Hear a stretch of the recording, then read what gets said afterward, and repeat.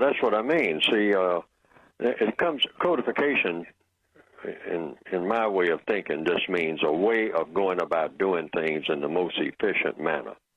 Now, we're talking about one specific thing because everything, comes down to specifics. Everything is in the details. Okay, when you say you're being insulted in a store, what do you do? Because it always comes down to what you do. Do you scream and yell and start throwing things? Or do you run down the street screaming and kicking the sides of cars and whatnot? Do you curse the person out that you think is being insulting? Do you call the police? What do you do? Now, I say you just look at your options. That would make the most sense. Always follow the logic. Either just turn around and walk out and say you're not going back there anymore, and that's one.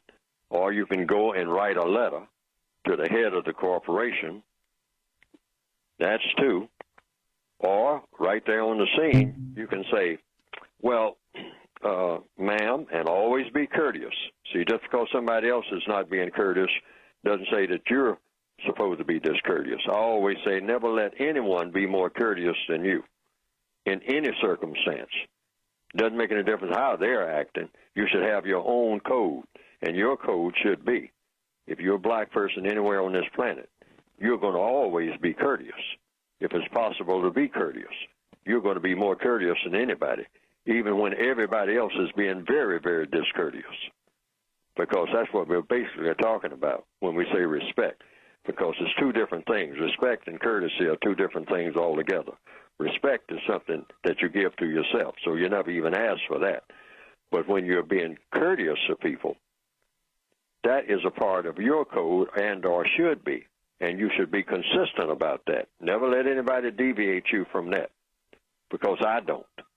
I'm going to be courteous, more courteous than anybody if I possibly can be, in any crowd, regardless of what everybody else is doing.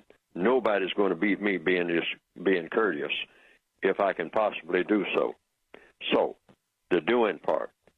You ask the clerk, because you'll probably be dealing with a clerk, in a store or a salesperson behind the counter, and you might just tell the person, is this the procedure for handling customer service?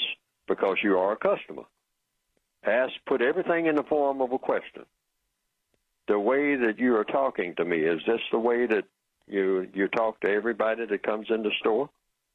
Is this the store policy?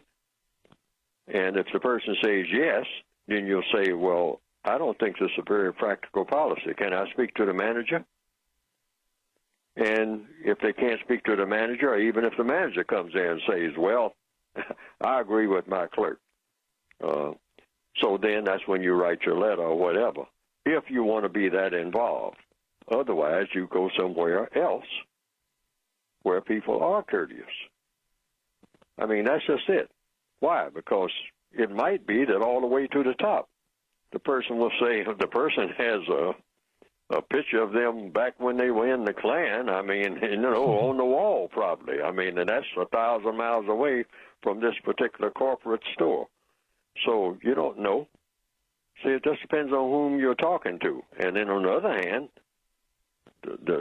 not only the manager of the store, just probably someone who is intermediate, if you call it to their attention, might come there and say, I'm so very sorry. What is the problem? I'll handle it, and tell the clerk to stand aside and give them that eye as if to say, I'll handle you later because I'm tired of this. Every time I have to, come down from my office, I got problems up there. I have to come down and straighten out something that you're doing down here on the floor. Maybe you need another place to work. See? And most people get that message. See, a clerk in a store behind the counter is, after all, an employee, which means they came there and asked for a job. Now, jobs being what they are, you might say, well, you know what? Since it doesn't seem like you don't know how to talk to people from behind the counter, maybe you need to be somewhere other than behind the counter, and maybe since I don't have a job, maybe I need yours because I know how to talk to people. I mean, it's lots of scenarios you can choose. But don't blow up and start cursing. Don't start calling names, ever. Just ask questions about what people are supposed to be doing, because under the 14th Amendment to the Constitution, which we learned in school, everybody's supposed to be treated the same. So you can just go into that if you want to. But basically you're saying, is this the policy? Is this the code of this store, of this corporation? And so I'll spread the word that everybody, that works in a store like this is supposed to be talked to the way that you're talking to me. And I'll spread that word. Would you like to, put it in writing the way that you talk to the customers? Is this the top-of-the-line customer service? Am I a customer, or what am I to you as a clerk in a store? Or what am I to you if you're the manager of the store? Whom am I when I walk through that door? What am I to you? And would you kindly put it in writing and sign your name to it? Maybe the corporate heads would like to know about how excellent you are performing down here in this. Lots of scenarios you can adopt. But most of us are not prepared. See, and I'm all prepared for anybody to be insulting because I'm in an insulting world. Never get caught off guard. Never go into shock.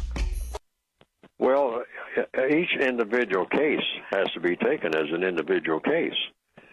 Sometimes people go into the store with the intention of doing something other than making a purchase.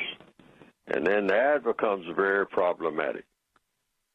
So, see, it's not just a broad brush thing. Now, racism does exist everywhere. That's a given. But now, if the word has gone out from corporate heads that if any black people come into the store, you are supposed to be discourteous to them. Now, you want to know that from the corporate heads, because people are not going to be discourteous who are behind the counter if they want to keep their jobs, unless they think that they got backing in what they're doing. And the backing comes from either directly or indirectly from someone, most likely, if it's in an area where there are a lot of black people who come and go, by white supremacists who has made that decision. If black people come in here, show them the utmost discourtesy so that they won't come back, because we don't want their business. Now, if that's the message, everybody should get that message. But if the message is unclear, if the people who are sitting behind the polished desk in the corporate boardrooms and whatnot don't know that this is going on, then maybe they should be informed. That's all. It's just a matter of information. Most people who are working behind the counter want a job. Otherwise, they wouldn't be behind the counter. So when they are told by somebody who gave them the job, one more incident like this and you're out of here, and that's a clear message. That's a message that I would understand. If I got a nice job with dental benefits and whatnot, I don't know how many benefits they have. It might be a job I don't care anything about. But if I don't care anything about it, what am I doing there? Okay? But I'm saying if I care enough about it to be there, then I will get a message from the person that hired me saying, you can't do this. You will say yes, sir, and no, sir, and you will be patient with people. And now, if people come in there to steal and all like that, there are procedures for that.